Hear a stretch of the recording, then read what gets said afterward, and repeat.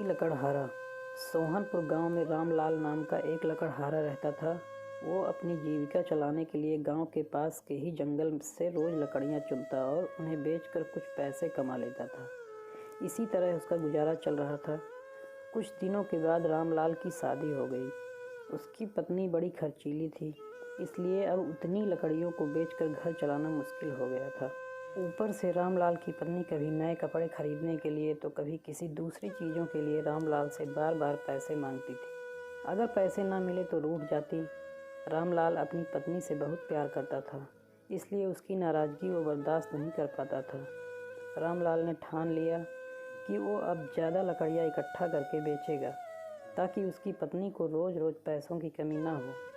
पत्नी की इच्छा पूरी करने के लिए आज रामलाल घने जंगल तक चला गया और बहुत सारी लकड़ियाँ चुनकर बाज़ार में बेच दी। ज़्यादा लकड़ियों के ज़्यादा पैसे मिले तो खुश होकर रामलाल ने सारे पैसे अपनी पत्नी को दे दिए। अब रोज़ रामलाल ऐसा ही करने लगा। देखते ही देखते उसके मन में लालच इतना बढ़ गया कि उसने धीरे धीरे पेड़ काटना भी शुरू कर दिया। पेड़ काटने से और ज़्यादा लकड़ियाँ हो जाती थी और उसे अधिक दाम मिलने लगे। लकड़हारा हर हफ्ते एक पेड़ काटता और लकड़ियाँ बेचकर मिलने वाले पैसों से अपनी पत्नी के शौक़ पूरे करता। अब पैसे ज़्यादा आ रहे थे तो घर भी अच्छे से चल रहा था। धीरे धीरे रामलाल ने पैसों को जुए में लगाना शुरू कर दिया। जुआ खेलने की लत ऐसी लगी कि रामलाल एक मोटी रकम इसमें हार गया। अब इस रकम को चुकाने के लिए रामलाल ने एक दो मोटे मोटे पेड़ काटने का फैसला किया।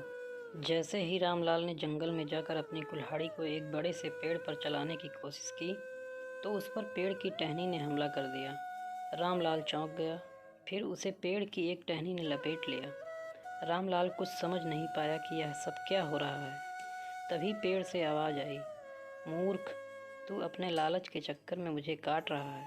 तू सारे पैसे जुए में लुटा देता है और फिर पैसे लौटाने के लिए पेड़ काटने आ जाता है।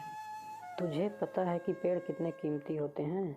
हमारे अंदर भी जान बसती है और हम तुम इंसानों को जीने के लिए हवा, धूप में छाया और भूख को शांत करने के लिए फल देते हैं, लेकिन तू अपने स्वार्थ के लिए हमें ही काट रहा है।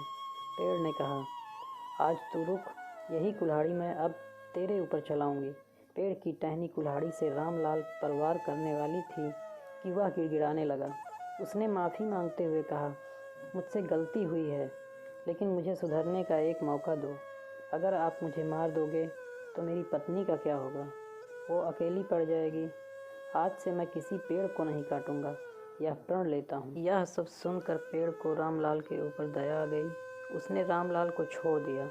छूटते ही रामलाल भागकर अपने घर गया और पैसों के लालच में न आने का संकल्प ले लिया। तो दोस्तों, हमें इस कहानी से यह सीख मिलती है कि लालच में आकर पर्यावरण के साथ खिलवाड़ नहीं करना चाहिए। हमें ऑक्सीजन पेड़ से ही मिलती है। इन्हें काटकर हम खुद अपने जीवन में संकट को ला रहे हैं।